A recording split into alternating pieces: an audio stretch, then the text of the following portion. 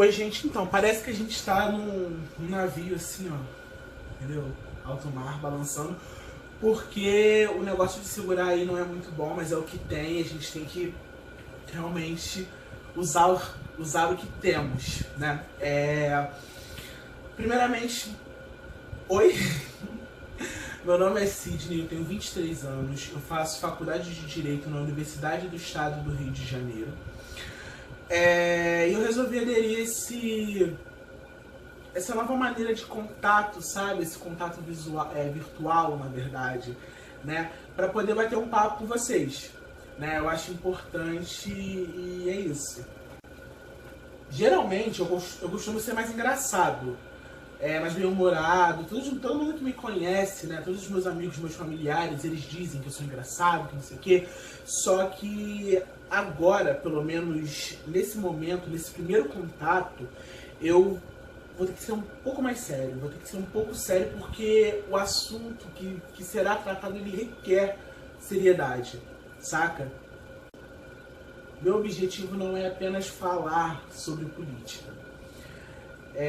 Eu quero falar sobre qualquer coisa que seja, enfim, interessante, né? E que seja alguma coisa que eu possa estar passando uma mensagem legal para as pessoas, coisas que eu entenda, que eu possa dialogar com as pessoas, passar, né, o que eu vi, o que eu estudei, o que eu li, para que as pessoas entendam e ter um diálogo, ter uma troca, né? Isso é muito bom.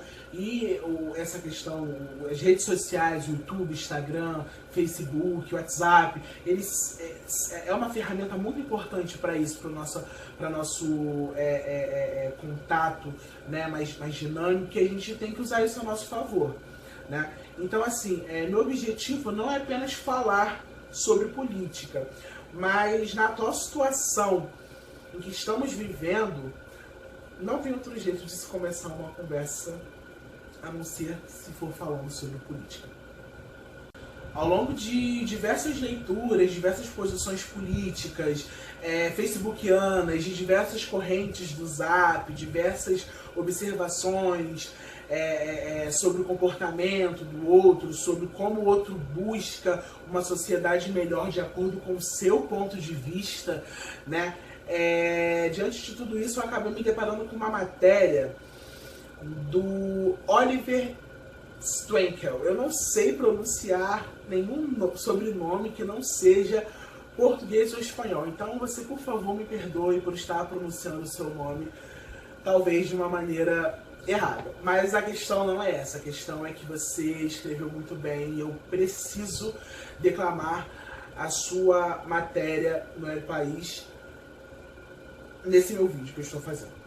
Então, galera, o Oliver, esse cara da matéria que eu vou ler para vocês, ele é professor de Relações Internacionais da FGV São Paulo, ele é escritor e colunista do El País, né? E o nome da matéria, que ele publicou no dia 8 de outubro de 2018, é Por que votamos em Hitler? Eu vou declamar ela para vocês, ok? A luz está mais clara porque eu liguei o flash, eu acho que vai ficar melhor assim. E, como eu disse anteriormente, eu vou ler para vocês a matéria do Oliver Strenkel, eu não sei pronunciar, eu já disse isso, e eu vou ler ela para vocês aqui e vou tentar interagir, porque essa matéria eu achei ela muito nítida, porque ela mostra exatamente tudo que a gente está vivendo agora, sabe? E é exatamente tudo que a gente está vivendo agora. E é por que votamos em Hitler. E a gente sabe quem hoje, no Brasil, nas eleições de 2018, hoje a gente sabe quem seria Hitler na atual conjuntura, né? Então, vamos lá. Por que votamos em Hitler? Porque a Alemanha, o país com um dos melhores sistemas de educação pública e a maior concentração de doutores do mundo da época, sucumbiu a um charlatão fascista. Ao longo da época de 1920, Adolf Hitler era um pouco mais do que um ex-militar bizarro de baixo escalão que poucas pessoas levavam a sério. Ele era conhecido principalmente por seus discursos contra minorias, políticos de esquerda, pacifistas, feministas, gays elites progressistas, imigrantes, a mídia e a Liga das Nações, precursora das Nações Unidas. Em 1932, porém, 37% dos eleitores alemães votaram no partido de Hitler, a nova força política dominante no país. Em janeiro de 1933, ele tornou-se chefe de governo. Por que tantos alemães instruídos votaram em um patético bufão que levou o país ao abismo? Em primeiro lugar, os alemães tinham perdido a fé no sistema político da época. A jovem democracia não trouxera os benefícios que muitos esperavam. Muitos sentiam raiva das elites tradicionais, cujas políticas tinham causado a pior crise econômica na história do país. Buscava-se um novo rosto. O antipolítico promoveria mudanças de verdade. Muitos dos eleitores de Hitler ficaram incomodados com seu radicalismo, mas os partidos estabelecidos não pareciam oferecer boas alternativas. Em segundo lugar, Hitler sabia como usar a mídia para seus propósitos, contrastando o discurso burocrático da maioria dos outros políticos. Hitler usava um linguajar simples, espalhava fake news e os jornais adoravam sugerir que muito do que ele dizia era absurdo. Hitler era politicamente incorreto de propósito, o que o tornava mais autêntico aos olhos dos eleitores. Cada discurso era um espetáculo. Diferentemente de outros políticos, ele foi recebido com aplausos de pé, onde quer que fosse, empolgando as multidões. Minha luta. Toda propaganda deve ser apresentada em uma forma popular.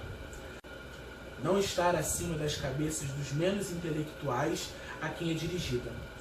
A arte da propaganda consiste precisamente em poder despertar a imaginação do público através de um apelo aos seus sentimentos.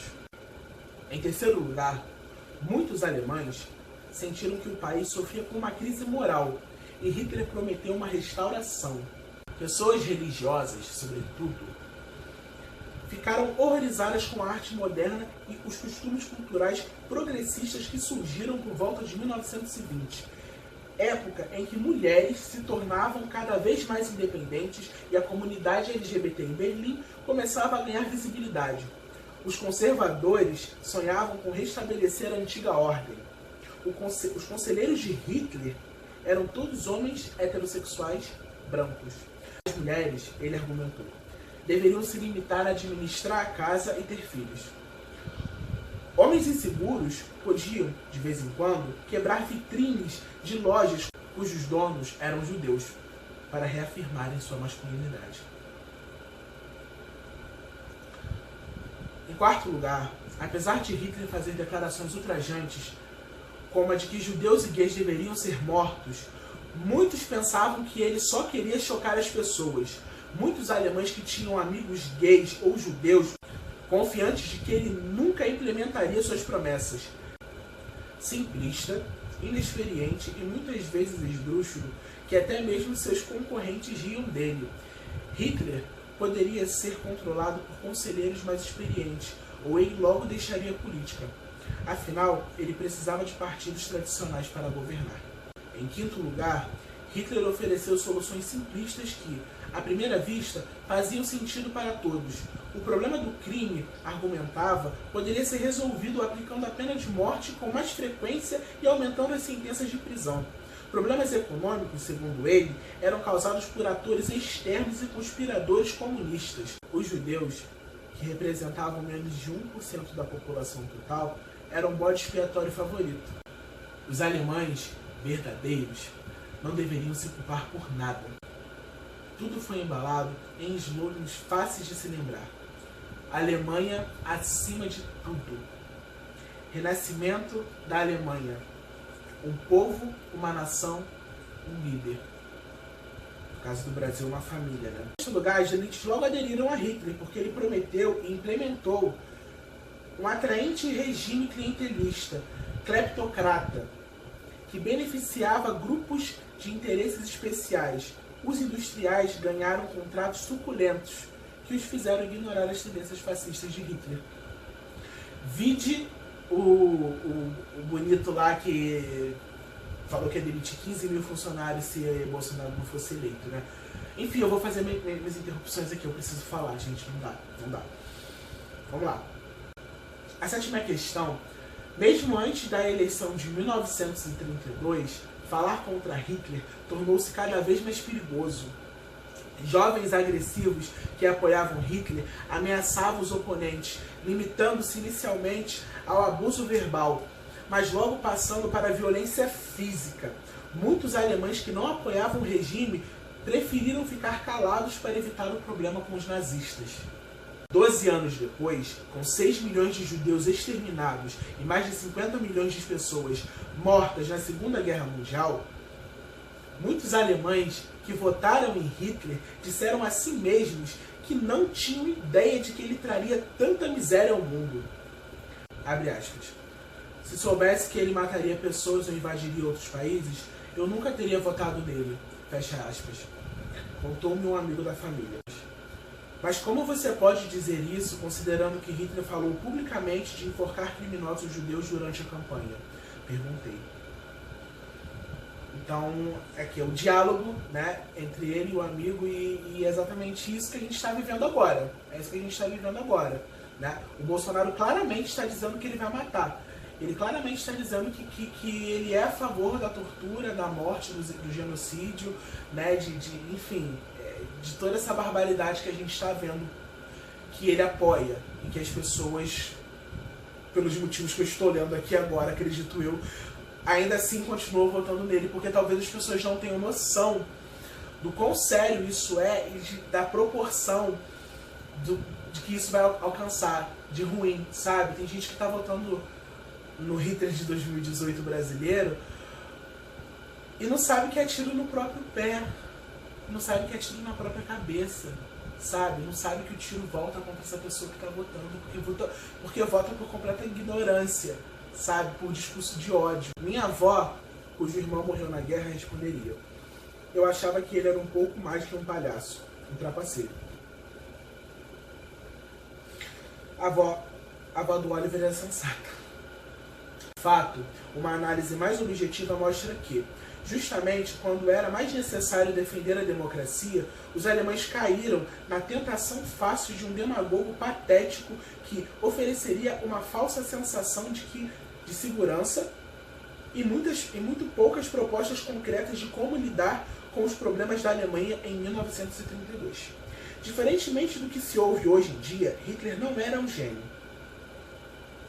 Não passava de um charlatão oportunista que identificou e explorou uma profunda insegurança na sociedade alemã. Eu vou ler isso de novo. Hitler não passava de um charlatão oportunista que identificou e explorou uma profunda insegurança na sociedade alemã. Vamos lá, galera. Essa parte é importante, eu peço que vocês prestem atenção. Vou continuar a leitura. Hitler não chegou ao poder porque todos os alemães eram nazistas ou antissemitas, mas porque muitas pessoas razoáveis fizeram vista grossa. O mal se estabeleceu na vida cotidiana porque as pessoas eram incapazes ou sem vontade de reconhecê-lo ou denunciá-lo, disseminando-se entre os alemães porque o povo estava disposto a minimizá-lo. Antes de muitos perceberem o que a maquinaria fascista do partido governista estava fazendo, ele já não podia mais ser contido. Era tarde demais. Esse texto aqui magnífico é do Oliver, como eu já disse, eu já apresentei ele no início do vídeo, e é exatamente, ele descreve toda a nossa sociedade atual, sabe? Claro que com algumas, nós temos nossas particularidades, né? Mas é exatamente essa essência aqui, exatamente essa essência, sabe? Do Hitler nazista, do Bolsonaro fascista, né? Do cidadão alemão, do cidadão de bem brasileiro, sabe? Isso é completamente assim, explícito, sabe? E é isso que foi o meu objetivo de fazer esse vídeo hoje, né, galera? A gente tá aí com o segundo turno e eu acho que antes de tudo, antes de qualquer coisa, né, nós precisamos ser contra o retrocesso, nós precisamos ser contra o fascismo, né? A gente está falando que antes de uma aversão a algum partido político, nós temos que ser contra o fascismo, né? Tudo que eu acabei de mostrar. Gente, a gente não pode retroceder. A gente não pode retroceder. Principalmente no Brasil. Principalmente no Brasil, que é um país que há pouco tempo atrás escravizavam pessoas pela cor de sua pele, que há pouco tempo atrás não era permitido que as mulheres votassem, né? Que há pouco tempo atrás viveu uma ditadura militar, né? Então, assim, a gente não pode retroceder enquanto sociedade. Vou colocar o link também do texto do Oliver na coluna dele no El País, né? Para vocês, El País, para vocês darem uma olhada, caso vocês queiram. E eu peço que a gente siga junto e forte contra o fascismo, tá? É isso, esse foi o meu objetivo de hoje. Eu, como estudante de Direito, poderia e deveria estar estudando alguma matéria, mas eu já estudei hoje mais cedo e agora eu resolvi tirar do papel a minha ideia de falar com as pessoas e de mostrar o que está acontecendo e fazer com que isso aconteça, do que está acontecendo e tentar de alguma forma impedir isso. É isso, gente. Eu vou terminar o vídeo com uma frase que ela reflete bem a nossa luta, né, contra o fascismo. E ela tá rolando bastante nas redes sociais, todo mundo conhece. Se fere nossa existência, sejamos resistência. É isso. Um beijo. Tchau. Paz resiste. Cara, meu pé ficou dormente, mano. Que isso? Não, sério. Meu pé ficou dormente, eu não consigo levantar. Gente, rapidinho mesmo, rapidinho, eu esqueci de falar também. A gente vive no país que mais mata pessoas LGBT no mundo. Então a gente não pode votar num candidato que diz que filho gayzinho é falta de porrada, tá? Há 8 anos atrás, um amigo meu foi espancado até a morte simplesmente por ser quem ele era. Então eu torno a repetir. Se fere a minha existência, serei resistência.